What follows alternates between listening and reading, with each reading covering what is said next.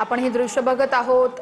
गिरीश महाजन हे सध्या गीतेंच्या भेटीसाठी नाशिकमध्ये पोहोचलेले आहेत आणि अगदी थोड्याच वेळात या ठिकाणी पत्रकार परिषद सुरू होणार आहे। गिरीश महाजन या दृश्यांमध्ये आपण बघतोय गणेश गीते देखील आहे। ते गिरीश महाजन आणि गणेश गीते यांच्यामध्ये काही संवाद होतोय आणि अगदी काही क्षणातच आता पत्रकार परिषदेला सुरुवात होईल। पत्रकार परिषदेत नेमकी काय भूमिका स्पष्ट केली जाते हे पाहणं अतिशय महत्त्वाचं असणार आहे। गीते यांच्या निवासस्थानी मगासपासूनच उदय सामंत गीते बंधू उपस्थित होतेच आणि आता गिरीश महाजन सुद्धा या ठिकाणी पोहोचलेले आहेत। थोड्याच वेळात पत्रकार परिषद पार पडेल। माघार की पाठिंबा हे चित्र स्पष्ट होईल। आपले प्रतिनिधी चंदन पूजाधिकारी आपल्या सोबत जोडले गेलेले आहेत। चंदन, सगळ्यात महत्त्वाचा आणि कळीचा मुद्दा असेल, आता महाजन त्या ठिकाणी पोहोचलेत, मात्र माघार की पाठिंबा हा मुद्दा सगळ्यात महत्त्वाचा असेल।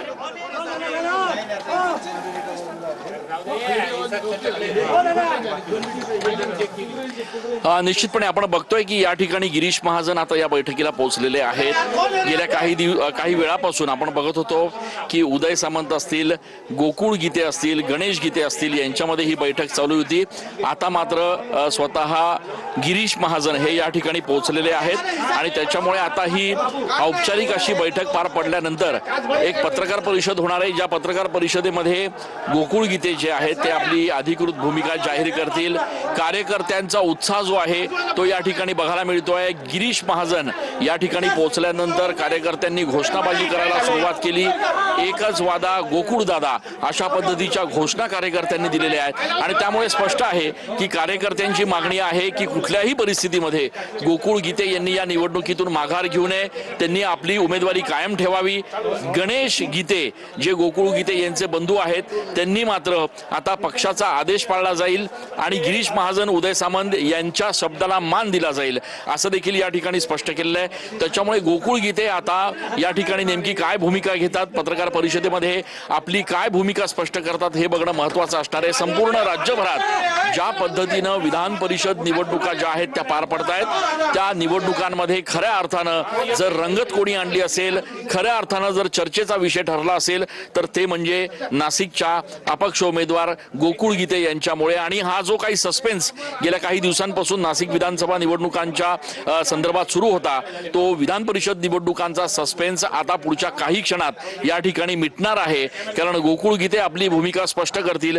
सगळ्यात महत्त्वाचा मुद्दा या ठिकाणी जर आपण विचार केला तर तो हाच आहे की गोकुळ गीते आता पत्रकार परिषदेमध्ये थेट माघार घेणार, पाठिंबा देणार का या संपूर्ण निवडणुकीमध्ये काही नवीन आणखी ट्विस्ट आणणार हे बघणं सगळ्यात महत्त्वाचं असणार आहे। आपल्याला माहिती आहे की गेल्या अनेक दिवसांपासून महायुतीचे उमेदवार नरेंद्र दराडे यांना हा निवडणुकीचा संपूर्ण जो प्रवास आहे तो सुकर व्हावा, त्यांची निवडणूक सरळ व्हावी, कुठल्याही प्रकारची अडचण त्यांच्या निवडणुकीत येऊ नये यासाठी स्वतः गिरीश महाजन असतील, उदय सामंत असतील हे या ठिकाणी मध्यस्थी करत होते, प्रयत्न करत होते, प्रयत्नांची पराकाष्ठा करत होते आणि अखेर काल ज्या वेळेला नरेंद्र दराडे यांच्या एकूणच या संपूर्ण प्रचार यंत्रणांच्या पार्श्वभूमीवर ज्या वेळेला गोकुळ गीते, गणेश गीते हे मुंबईत पोहोचले, मुंबईतल्या शिवसेना आणि भाजपच्या नेत्यांशी त्यांची चर्चा झाली, त्यावेळेला स्पष्ट झालं होतं की गोकुळ गीते आता या निवडणुकीतून माघार घेतील। मुंबईवरनं हे सगळे नेते मंडळी नाशिकमध्ये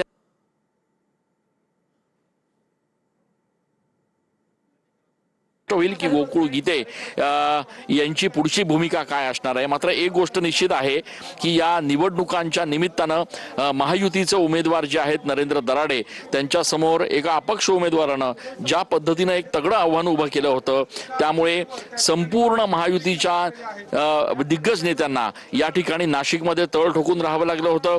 गणेश गीते, गोकुळ गीते या गीते बंधूंना या ठिकाणी त्यांना समजवावं लागलं, त्यांची समजूत काढावी लागली आणि अखेर आज आपण बघतोय की या बैठकीनंतर जी पत्रकार परिषद होणार आहे त्या पत्रकार परिषदेनंतर गोकुळ गीते आपली भूमिका स्पष्ट करतील आणि कदाचित ते या पत्रकार परिषदेमध्येच नरेंद्र दराडे यांना आपला जाहीर पाठिंबा देखील देतील किंवा आपण या निवडणुकीमध्ये माघार घेतो आहोत, आपली आतापर्यंतची जी काही प्रचार यंत्रणा होती, आपली आतापर्यंतची जी काही संपूर्ण निवडणुकीची तयारी होती ती आता यापुढे आपण थांबवतो आहोत अशा पद्धतीची एक भूमिका कदाचित ते घेऊ शकतील।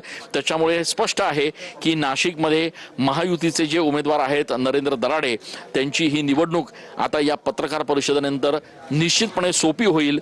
ही निवडणूक जी आहे ती आता एकतर्फी होईल असे स्पष्ट संकेत मिळत आहेत.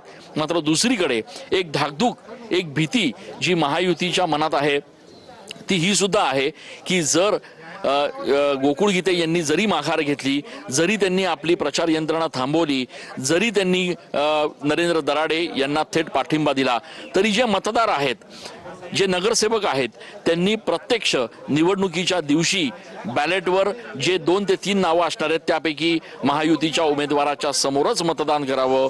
हे एक फार मोठं आव्हान जे आहे ते महायुतीच्या नेत्यांसमोर असणार आहे. आणि त्याच्यामुळे स्वतः एकनाथ शिंदे असतील, स्वतः मुख्यमंत्री देवेंद्र फडणवीस असतील, हे या ठिकाणी आपल्या नगरसेवकांना सातत्यानं हे सूचित करत आहेत, सातत्यानं हे स्पष्ट करत आहेत की कुठल्याही किमतीत, कुठल्याही परिस्थितीत आपला महायुतीचा उमेदवार जो आहे तो या ठिकाणी निवडून यायला हवा. आणि त्या दृष्टीनं आता महायुतीच्या नेत्यांची एकूणच तयारी जी आहे ती या ठिकाणी बघायला मिळते. अर्थात याचं सगळ्यात मोठं श्रेय जातं ते अर्थातच भाजपचे संकटमोचक म्हणून ज्यांना ओळखलं जातं त्या गिरीश महाजनांचं. कारण अगदी पहिल्या दिवसांपासून अत्यंत शांत आणि संयमी पद्धतीने त्यांनी ही संपूर्ण परिस्थिती हाताळली. गोकुळ गीते यांच्या सातत्यानं त्यांनी भेटी घेतल्या, गणेश गीते यांना त्यांनी समजवण्याचा प्रयत्न केला. आणि एकूणच नगरसेवकांमध्ये सुद्धा महायुतीच्या उमेदवाराच्या संदर्भातली जी काही नाराजी असेल ती देखील त्यांनी या ठिकाणी शमवण्याचा निश्चितपणे प्रयत्न केला. त्याच्यामुळे पुन्हा एकदा भाजपच्या या अडचणीच्या काळात, या संकटाच्या काळात संकटमोचक म्हणून गिरीश महाजन धावून आले असं म्हटलं तर वावगं ठरणार नाही. मात्र दुसरीकडे गिरीश महाजन यांच्या जोडीला उदय सामंत हे देखील नाशिकमध्ये तळ ठोकून होते.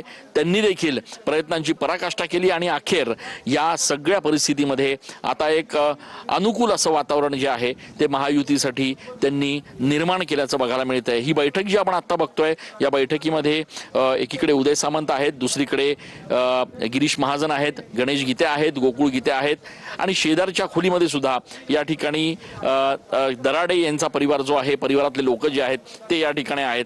त्याच्यामुळे आता पत्रकार परिषदेत नेमकं काय होतं हे बघणं महत्वाचं असणार आहे. चंदन, एक महत्वाचं